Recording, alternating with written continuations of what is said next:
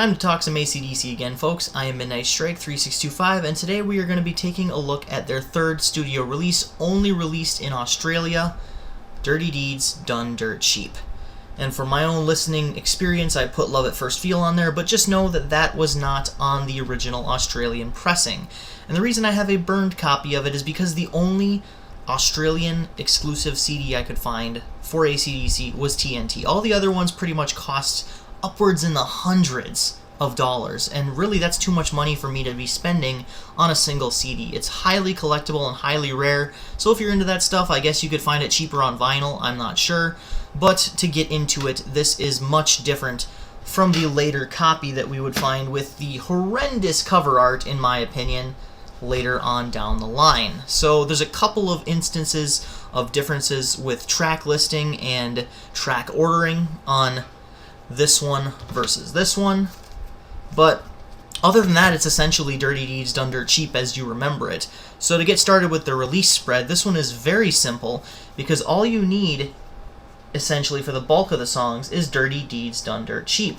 Much like TNT, where High Voltage had the majority of the songs, this album has pretty much all the songs right here, with the exception of Jailbreak, right here, and Rock in Peace, which you would find on the Backtracks collection, right here. Now, do I recommend buying a $80 to $100 box set for one song? No, I do not, but that is what you would have to do to get the bulk of what is on here. Now, this is a little bit of an interesting release spread, because if you buy Dirty Deeds Done Dirt Cheap, expecting to get all of the songs just like how they were on the Australian edition, you are going to be sorely disappointed, because in the Epic remasters and all subsequent from post-1994 releases of this album, there are shortened songs and fades that weren't on the original disc on this version right here, which you can pick up, once again, I'm just going to lift this up, on the Backtracks. So, Ain't No Fun Waiting Around to Be a Millionaire. The song is like 6 minutes and 50-some seconds. It's in the 7 minutes on the original. Dirty Deeds Done Dirt Cheap barely surpasses 4 minutes. Well, it's 4:05 or something like that, 4:10 on the original Australian edition.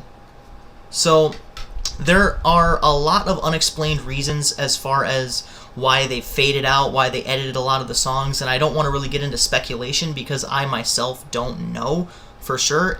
It doesn't really make much sense to me either, but I suppose it was a record company decision because this album has a very rich history of, well, let's just say some setbacks. They released it initially in Australia a couple months after the international edition of High Voltage hit in April of 1976. This one right here came out in September, and the reason why it didn't come out anywhere else other than in Australia is because the record company wasn't happy with it. And I myself actually admit and concede that this version is probably my least favorite album of the Bon Scott era, with the exception of maybe the original Australian edition of High Voltage, which I kind of hold on even ground. So when it comes to Dirty Deeds Done Dirt Cheap, if I could hold it the right way, just for once, like that.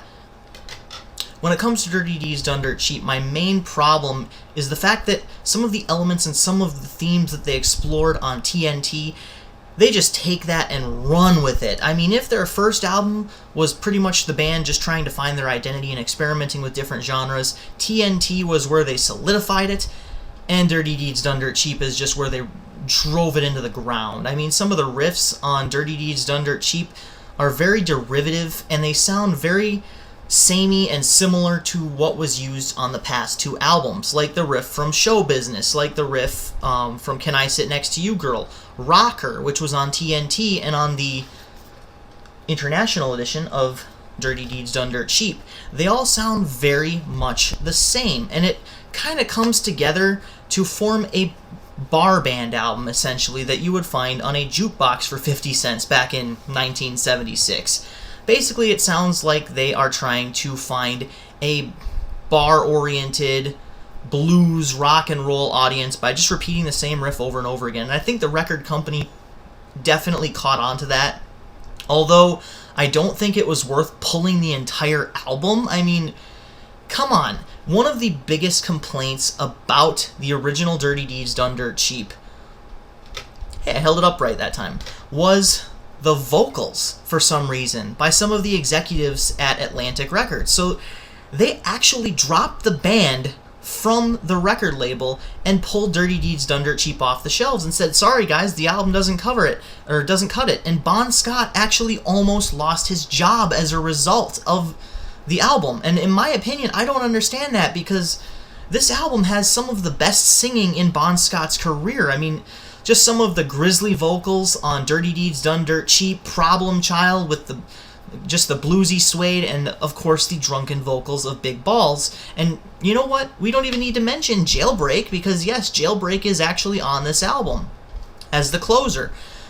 Some of the songs on this album feature some of the best vocals in Bon Scott's history, so I just don't buy the excuse that the vocals didn't cut it, and that's why this album didn't make the cut. And honestly, at first, AC/DC lost money on this album, which really doesn't make much sense at all, considering what a quality product this album is. And I actually like this album a lot better than its international counterpart.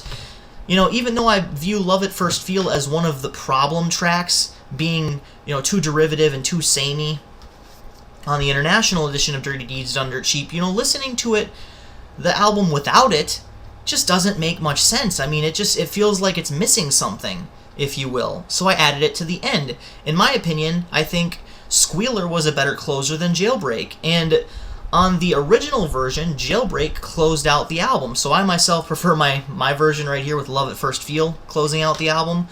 But, you know, another derivative that I actually didn't notice until I was doing these Australian reviews is the fact that Squealer sounds almost exactly the same as Soul Stripper when you break down the songs to their core and how they're structured. They're structured pretty much exactly the same. You know, although they have different lyrics and they're basically dealing with the same content. But as far as the song structure goes, they're essentially the same song. So, I don't know. Eventually, Dirty Deeds Done Dirt Cheap would get a re-release, and that would be the international edition. There was some heavy lobbying on the band's part to get back onto Atlantic Records, and they dropped them and re-signed them all within the course of a couple months. I don't know if any of you guys knew this stuff, because I actually didn't know this stuff until very recently, so I thought it was very interesting. They got dropped, and then they got signed within the course of a few months, and then of course they would release Dirty Deeds Done Dirt Cheap International, fucked up the entire track listing, ripped Jailbreak and Rock and Peace off of it, and of course put Soul Stripper, Rocker and, what am I thinking? They put Rocker on there, and Love at First Feel, which was actually recorded during the same sessions that they recorded Carry Me Home, and I believe Fling Thing, and Cold Hearted Man. So, it's just interesting how this played out and what was going through not only the band's head, but the record company as a whole, their heads, when they decided to drop AC/DC and subsequently pick them back up, only to release the same album with a bunch of edits. So it is notable, though, going back to the release spread, that this album, if you want this album to feature all of the same edits as this album right here, you can pick up the 1994 Atco Remaster, and it will feature every single one of these songs uncut. So Dirty Deeds Done Dirt Cheap has the extended vocals in it, and Rocker has the extended solo that was missing off of my TNT album for some reason, and of course Ain't No Fun Waitin' Around to Be a Millionaire will also be at its original length. And some albums before the 1994 actually had Big Balls cut too at the end to a fade, so that really doesn't make much sense. So, as far as whether or not this album is better than its Australian counterpart right here, this album is better than its Australian counterpart, no. The Australian counterpart right here, the original, real deal, is superior to this album in spades. And I don't say that rhetorically, because when they cut 74 Jailbreak, when they cut the original Jailbreak, I should say, the song Jailbreak, it essentially took away the edge, the grit that this album had. Right here. If I can pick up the right one. The only thing that was really there yet was Dirty Deeds Done Dirt Cheap and Problem Child. Other than that, all the songs sounded, once again, like bar band songs, like something you would sing out of a jukebox, or hear out of a jukebox. So, I mean, really it was very derivative, other than those 3 songs. Of course, Rockin' Peace was somewhat in that vein as well, and they took that out to put Rocker in, which to me didn't make much sense, but I digress. This is a very decent album when it comes down to it, much better than the release right here that they would come out with in 1976 of December of 1976, and later in America would re-release in 1981, which is a whole different story altogether. The Australian edition is vastly superior, so I'm going to give it an 8 out of 10. That's pretty much where I stand on it. It's one of AC/DC's better records when compared to some of the stuff they came out with in the mid-'80s and late 90s and 2000s, I would say, with the exception of Black Ice, of course. But when compared to the rest of Bon Scott's albums, it still kind of falls a little flat, with the exception, of course, of Jailbreak. Jailbreak is one of their best songs that they've come out with and is a classic to this day. So that's pretty much all I have to say about this album. It's a very good album. It's a classic, but when stacked up to some of the other greats such as Highway to Hell, TNT, and Powerage, and of course Let There Be Rock, it falls flat. So this is Midnight Strike 3625. Keep calm and rock on.